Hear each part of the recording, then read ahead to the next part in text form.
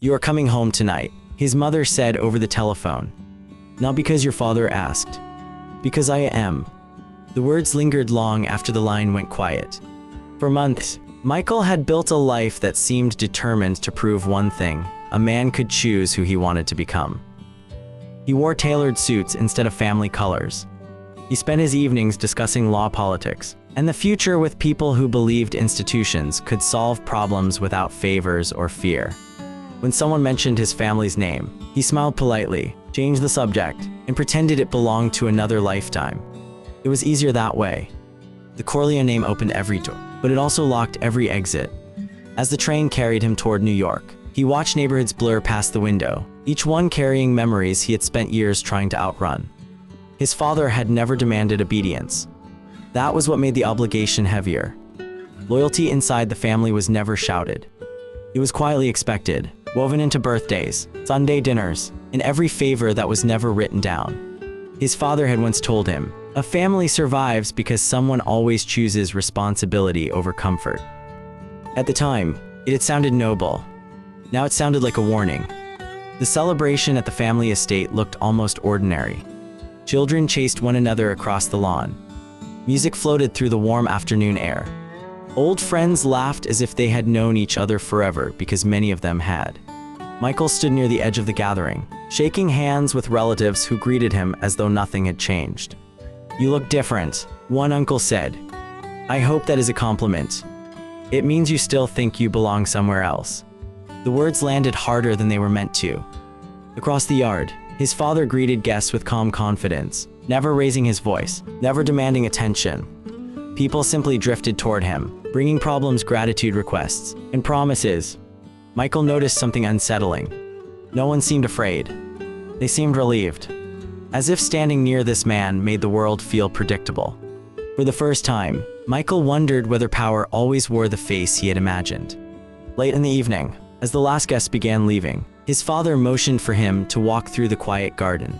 "You have done well," the older man said. "I built a different life. I know, and I want to keep it." His father smiled, but there was sadness behind it. "I hope you do." That answer felt strangely incomplete. Before Michael could ask another question, hurried footsteps interrupted the silence. One of the family's oldest advisors approached, speaking softly enough that only they could hear. "There has been an incident. No details. No panic. Just enough to change the air." His father's expression remained composed, yet every conversation nearby seemed to stop without anyone being told to stop. The garden suddenly felt smaller. Michael looked from his father to the advisor. "What happened?" His father answered with remarkable calm. "Someone believes they can reach this family." The sentence was simple. Its meaning was not. For the first time in years, Michael realized that the distance he had carefully built between himself and his family might disappear overnight. Every plan he had made, every principle he believed would guide his future, suddenly stood beside something older and stronger. Responsibility. He had returned expecting a family gathering. Instead, he found himself standing at the edge of a decision that would quietly shape every choice he would make afterward. The house did not erupt into chaos. That was what unsettled Michael the most. People did not scream, no one ran. Conversations simply dissolved into whispers as familiar faces disappeared into quiet rooms behind closed doors. The celebration faded with the sun, replaced by an atmosphere that felt rehearsed, almost ceremonial. He watched his father remain exactly where he had been moments earlier, accepting a cup of coffee from a longtime friend as though nothing extraordinary had happened. Only his eyes had changed. "They all looked to him," Michael said quietly. Tom Huggins stepped beside him. "They always have. And now..." Tom paused before answering. "Now they are waiting to see whether he still knows the right answer." The remark lingered in Michael's mind. He had spent years believing power announced itself with loud voices and obvious threats. Instead, it seemed to exist inside silence, inside the confidence that someone else would carry the burden of impossible decisions. As the evening stretched deeper into the night, Michael found himself listening instead of speaking. A driver worried about his family's safety. A business partner quietly postponed an important meeting. An elderly family friend insisted everything would return to normal because it always had before. Each conversation revolved around one invisible center. Not money, not revenge, trust. People trusted that the family would restore order. Michael wondered whether that trust was earned, or simply inherited. Later, his father invited him into the study. The room smelled of old books and polished wood.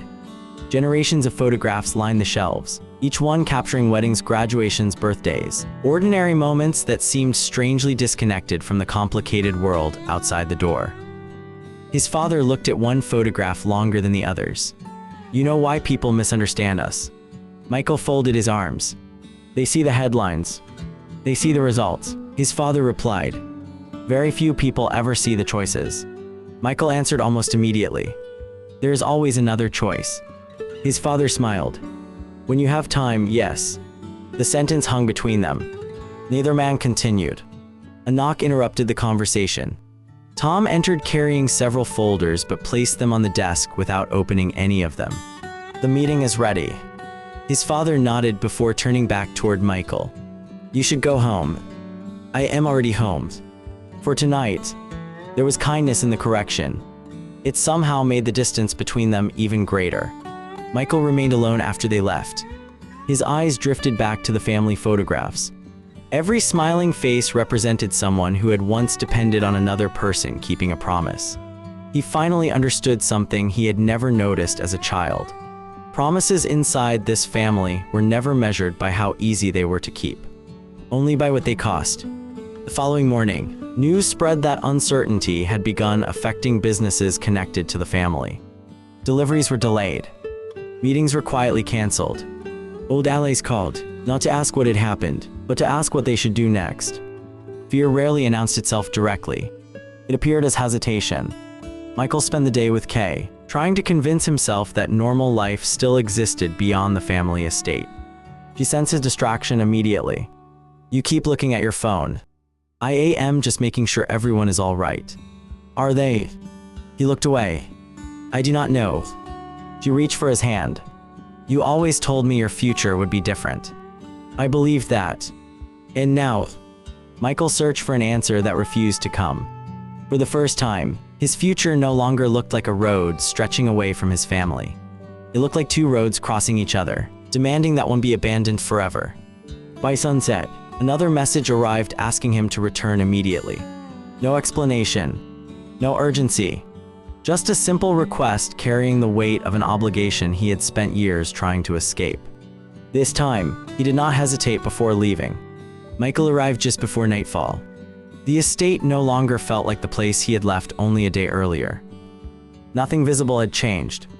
The stone walls stood where they always had. The garden remained carefully trimmed. The same fountain whispered in the center courtyard. Yet every familiar detail carried a different meaning. People lowered their voices when they saw him. Not because they feared him, because they had begun expecting something from him. Inside the library, the family advisors had already gathered around a long wooden table. Maps of business districts, handwritten notes, and untouched cups of coffee filled the room, but no one seemed interested in paperwork. They were studying faces, watching reactions, measuring confidence. Michael quietly took a seat near the end of the table, intending only to observe. His father entered last. No announcement, no ceremony. The conversation simply stopped. "We have a choice," his father said calmly. "We can answer fear with fear, or we can answer uncertainty with patience." One of the older captains leaned forward. "Patience may be mistaken for weakness." His father nodded. "Sometimes." Another advisor spoke. "And hesitation can cost loyalty." The room fell silent again. Michael realized something unsettling. Everyone was discussing strategy. No one was discussing justice. Not because justice did not matter, because everyone in the room assumed survival came first. The meeting continued for more than an hour. Names were mentioned.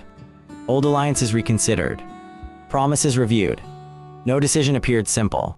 Every possible solution protected one relationship while damaging another. When the meeting finally ended, Michael remained seated. His father noticed. "You disagree." "I do." "Then say it." Michael looked around the room before speaking. "What if protecting the family means teaching everyone around us that rules only matter when they are convenient?" No one answered immediately. It was Tom who finally broke the silence. People outside this room can afford principles because someone else accepts responsibility for the consequences. Michael turned toward him. And who decides where responsibility ends? His father answered before anyone else could. The day you carry everyone else's future, you stop asking where responsibility ends. The conversation ended there. Not because Michael had been convinced, because he had discovered there were questions no one inside the family believed had complete answers. That evening, he found Sonny pacing across the back terrace. His older brother rarely stood still. "You should have spoken less in there," Sonny said. "So honesty is a problem now?" "No."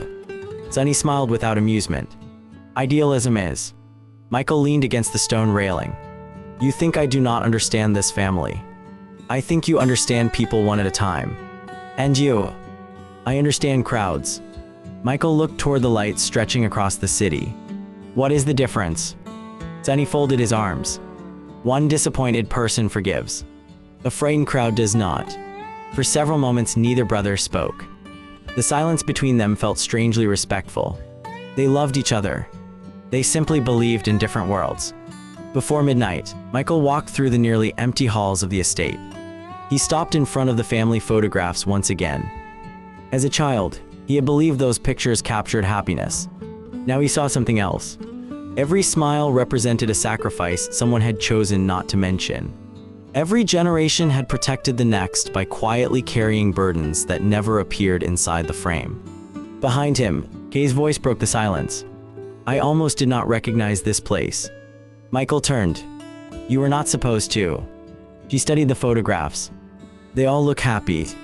"They probably were." "You do not sound convinced." He hesitated before answering. "I am beginning to wonder whether happiness was ever the goal." Kay searched his face. "You are changing." "I do not want to." "But you are." He could not deny it. Because she was right. The questions that once guided his life had begun giving way to responsibilities he had never wanted. And with every conversation inside the family, another invisible line moved. Not between right and wrong. Between those who could still question the system, and those who had become responsible for preserving it. The following morning, Michael noticed something he had never paid attention to before. No one came to his father carrying easy questions. A bakery owner wanted reassurance that his employees would be safe. A neighborhood pastor quietly asked whether a youth program could continue after several sponsors withdrew. A longtime friend worried that uncertainty alone was enough to frighten honest people into making desperate decisions. None of them spoke about power. They spoke about stability. When the visitors had gone, Michael remained in the study, staring at the empty chairs they had occupied only moments earlier. "They trust him with everything," he said. His father slowly closed a notebook. "They trust that I will choose. And if your choice is wrong." His father looked toward the window instead of answering immediately. "Then I carry the mistake so they do not have to." Michael frowned. "That sounds noble." "No." His father gave a faint smile. "It is simply expensive." The answer refused to leave Michael's mind. Until then, he had believed morality was measured by intentions. Inside this house, morality seemed to be measured by consequences. The difference unsettled him. Later that afternoon, Tom asked Michael to accompany him across the city to meet several business associates whose confidence had begun to fade. The conversations were polite, respectful, almost ordinary. Yet every meeting ended with the same question. Is your family still united? No one asked whether contracts would survive. No one asked whether profits would recover. Everyone wanted to know whether loyalty still held. Driving back through Manhattan, Michael finally broke the silence. They are not investing in businesses. Tom kept his eyes on the road. No, they are investing in certainty. Tom nodded. People can survive bad news, but they cannot survive not knowing who to believe. Michael watched pedestrians crossing busy intersections, each person carrying groceries, newspapers, briefcases, living lives untouched by the invisible negotiations shaping entire neighborhoods. Or perhaps not untouched at all. Perhaps they simply never saw the choices being made before consequences reached their streets. That evening, Kay joined him for dinner at a quiet restaurant overlooking the river. For the first time in days, neither of them spoke about the family. Instead, they talked about ordinary things. books, travel, the apartment they once imagined sharing. It almost felt normal. Then Kay asked a question so softly that it nearly disappeared beneath the music. When you picture your future now, am I still in it? Michael looked at her for a long moment. I want you to bathe. That is not what I asked. He lowered his eyes. I do not know what my future looks like anymore. Kay reached across the table but stopped before taking his hand. I fell in love with the man who believed choices made us free. And if freedom has a price someone else has to pay, then maybe it is not freedom. Neither of them had another answer. The drive back felt longer than usual. As Michael entered the estate, he found Sonny arguing with one of the senior captains. The disagreement ended the moment Michael appeared. Everyone became quiet. Not because the conflict had been resolved, because they had begun watching how he reacted. The realization was almost unbearable. Without asking for authority, he had started influencing decisions simply by being present. That night, he opened the family photo album again. The smiling faces looked unchanged. Yet he noticed something different. Every generation seemed to inherit more than a name. They inherited unfinished decisions. Promises made by fathers became obligations carried by sons. He closed the album just as another message arrived from Tom. There is a meeting at sunrise. What is it about? Tom paused before answering. We have reached the point where waiting is no longer a decision. Michael read the message twice before setting it down. For the first time since returning home, he did not ask whether he should attend. He was already deciding what kind of man he would become once he walked into that room. At sunrise, the conference room felt less like a place for discussion and more like a courtroom where every person had already become both witness and judge. Michael took his seat without waiting to be invited. No one commented. That silence told him everything. His father opened the meeting with a single sentence. We are no longer deciding what happens to us. We are deciding what happens to everyone who depends on us. The words settled heavily across the room. One by one, advisors described the growing consequences of uncertainty. Longtime partners had begun making quiet arrangements elsewhere. Friends who had once stood confidently beside the family now hesitated before returning phone calls. Even ordinary employees had started asking questions they had never asked before. Not because they doubted the family's strength, because uncertainty had become contagious. Michael listened carefully. Only a week earlier, he would have called these business problems. Now he recognized something deeper. Trust was beginning to fracture. And trust once broken, could not simply be ordered back into existence. When the discussion reached another stalemate, his father turned toward him. You have been listening. I have. Then tell us what you see. Every face shifted toward Michael. He could have repeated the practical arguments already made around the table. Instead, he asked a question. When did loyalty become something people owe us instead of something we earn every day? The room became perfectly still. One captain leaned forward. That sounds good in a classroom. Michael did not react. No, it sounds dangerous in this room. The older man frowned. Explain. If people stay because they believe in us, they can also leave when we stop deserving that belief. But if we expect loyalty without questioning ourselves, eventually we stop noticing the difference. Nobody interrupted him. Not even Sonny. For the first time, disagreement was giving way to reflection. His father remained silent longer than anyone expected. Finally, he nodded once. You have learned something. Michael almost smiled. I wish I had not. The meeting ended without celebration. There were decisions to implement, conversations to begin, relationships to repair. Yet Michael noticed something unexpected. People sought him out afterward. Not because he had authority, because they wanted reassurance. A young employee approached him near the courtyard. My father worked here for 30 years. Michael recognized the man but not his name. He always said this family keeps its word. The young man hesitated. Is that still true? Michael answered carefully. It has to be. Only after the man walked away did Michael realize what he had just done. He had not promised success. He had promised integrity. And promises had a way of becoming obligations. That evening, he found his father sitting alone beneath the old oak tree overlooking the garden where the family celebration had taken place only days before. The laughter was gone. Only the fountain remained. His father looked toward the empty chairs scattered across the lawn. When you were young, he said softly, you thought this family was built on influence. I did. And now? Michael studied the silent garden. I think it was built on sacrifice. His father nodded. But there is something people discover too late. What is that? The hardest sacrifice is not giving up comfort. He paused. It is giving up the person you believed you would become. Neither man spoke again for several minutes. The wind carried the familiar sound of the fountain across the garden.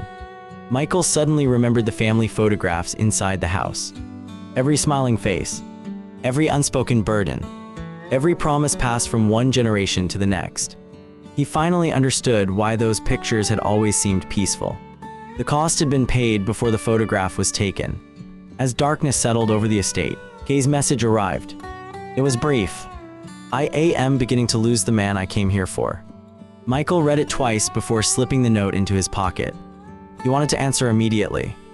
Instead, he walked back toward the house where another meeting was already beginning. For the first time, he chose not to follow the voice reminding him who he had hoped to become. He chose the voices depending on who he was willing to become instead. The decision felt small. Its consequences would not be. The next morning, Michael realized that the estate had become quieter than ever. Not because fewer people were arriving, because everyone had learned to weigh every word before speaking. A single careless sentence could reshape a relationship that had taken decades to build. He found Tom reviewing a stack of letters that had accumulated overnight. Some came from old friends, some from business partners. Some contained nothing more than a handwritten note asking whether the family was still standing together. Michael picked one up. There is not a single request in here. Tom nodded. They are not asking for help anymore. What are they asking? They are asking whether they should still believe. Michael placed the letter back on the desk. He had once believed belief belonged in churches' classrooms, in courtrooms. Now he understood it could determine whether entire communities remained stable. Later that afternoon, his father invited him to accompany him on several visits across the neighborhood. No speeches were given. No promises were made. His father simply listened. An elderly shop owner worried about his grandchildren. A widow feared losing the apartment where she had lived for 30 years. A school principal quietly admitted that anxious parents had begun pulling children out of after-school programs because uncertainty was spreading faster than facts. Walking back toward the car, Michael finally asked the question that had been following him for days. When did carrying everyone else's burdens become your responsibility? His father smiled without looking at him. The day people believed I would. But you never asked for that. No. His father stopped beside the car. But refusing responsibility after people trust you is also a choice. Michael felt those words settle somewhere deeper than logic. Every decision created another obligation. Every promise attracted another expectation. There was no finish line. Only a growing circle of people whose lives became connected to yours. That evening, another family meeting filled the library. This time, the discussion felt different. Nobody argued about immediate solutions. Instead, they debated what kind of family they wanted to become after the crisis passed. One advisor insisted that strength required absolute discipline. Another argued that compassion invited exploitation. The room divided quietly into competing philosophies. Michael listened until Sonny finally turned toward him. You have been quiet. I have been thinking. Then think out loud. Michael looked around the room. I keep hearing everyone talk about protecting the family. He paused. But I almost never hear anyone ask what the family is supposed to protect inside us. The question lingered unanswered. Several men lowered their eyes. Others shifted uncomfortably in their chairs. His father remained completely still. Finally he spoke. Because that question becomes harder every year. No one challenged him. They all understood why. When survival demands compromise often, compromise slowly begins to resemble conviction.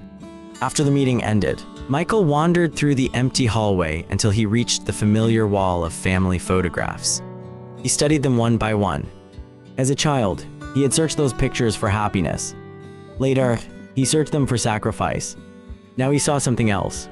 Every generation had believed it was making temporary exceptions. Yet those exceptions had quietly become traditions. The realization unsettled him more than anything he had witnessed since returning home. Behind him, footsteps echoed softly. Kay had come one final time before leaving the city. She looked at him, then at the photographs. You spend more time with these memories than with living people. They remind me what matters. They remind you what already happened. Michael met her eyes. I do not know the difference anymore. She smiled sadly. I think you do. She slipped a small envelope into his hand. I wrote this because I knew we would never finish this conversation. He looked down at the sealed envelope but did not open it. When he raised his head again, she had already begun walking away. He wanted to call her back. Instead, he stood perfectly still. The silence felt like a decision. Hours later, alone in his father's study, Michael noticed the old family photograph resting beside the window. The same smiling faces, the same quiet promises, the same invisible burdens. For the first time, he understood that victories were rarely measured by what a family managed to keep. Sometimes they were measured by what each generation quietly surrendered before anyone else noticed it was gone. Michael did not open Kay's letter that night. Instead, he placed it inside the old family photo album, between two generations of smiling faces that suddenly felt less like memories and more like unfinished conversations. The envelope remained sealed. So did a part of him. The following morning, the estate awakened before sunrise. Cars arrived quietly. Telephones rang only once before someone answered. No one hurried. Everyone already understood that the next decisions would shape far more than the coming week. Michael walked through the familiar hallway toward his father's study. For the first time since returning home, he no longer felt like a visitor. That realization offered no comfort. His father stood beside the window, watching the neighborhood awaken. Children walked toward school. Store owners unlocked their doors. Delivery trucks rolled through streets that looked perfectly ordinary. They have no idea, Michael said. His father nodded. They should not have to. Michael looked outside. Does that justify everything we do? His father remained silent for several seconds. No. The answer surprised him. It only explains why every choice becomes heavier. They stood together without speaking. Finally, his father turned toward him.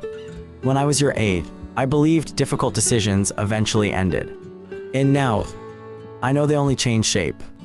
The words carried no pride, only experience. Later that day, representatives from families, businesses, churches, and neighborhood organizations gathered once again. The conversation sounded calmer than before. Confidence had begun returning. People shook hands. Promises were renewed. Old partnerships slowly found their footing again. From a distance, it looked as though the crisis had passed. Michael noticed something everyone else seemed relieved to ignore. Every renewed promise demanded another promise in return. Every restored relationship created another obligation. Stability had returned, but its price would continue to grow. As the meeting concluded, one elderly community leader stopped beside Michael before leaving. I knew your grandfather. Michael smiled politely. I have heard many stories. The old man nodded. So have I. He rested a weathered hand on Michael's shoulder. The strange thing about responsibility is that people keep thanking you for carrying it. He paused. They rarely ask what it is carrying away from you. The old man walked out before Michael could answer. The sentence followed him through the rest of the afternoon. Toward evening, Sunny joined him on the terrace overlooking the garden. The fountain still whispered exactly as it had on the day the family gathered in celebration. It sounded unchanged. Everything else had changed. You have been thinking too much, Sunny said. And you? I stopped thinking a long time ago. Michael laughed softly. I do not believe that. You should. Sunny leaned against the stone railing. You keep searching for a way to protect everyone without losing yourself. Michael looked toward the empty chairs scattered across the lawn. Is there one? His brother did not answer immediately. I do not know. It was the most honest thing Michael had ever heard him say. Night settled over the estate. Inside the house, Michael finally opened the family photo album once more. The same photographs, the same smiles, the same invisible sacrifices. This time, he understood something he had missed before. No photograph could capture the moment a person quietly abandoned one belief to protect another. History remembered outcomes. Families remembered loyalty. Only the individual remembered the cost. His hand drifted toward Kay's unopened letter. He almost broke the seal. Instead, footsteps approached outside the study. Tom appeared in the doorway. "There's one final meeting." Michael looked at the envelope, then at the photographs, then back toward Tom. "Who is waiting?" Tom answered with unusual gravity. "Everyone whose future depends on the choice you make tonight." Michael slipped the unopened letter into his jacket. He took one last look at the smiling faces frozen in time. Then he walked out of the study, leaving behind the only version of himself that had ever believed every good choice could exist without sacrifice.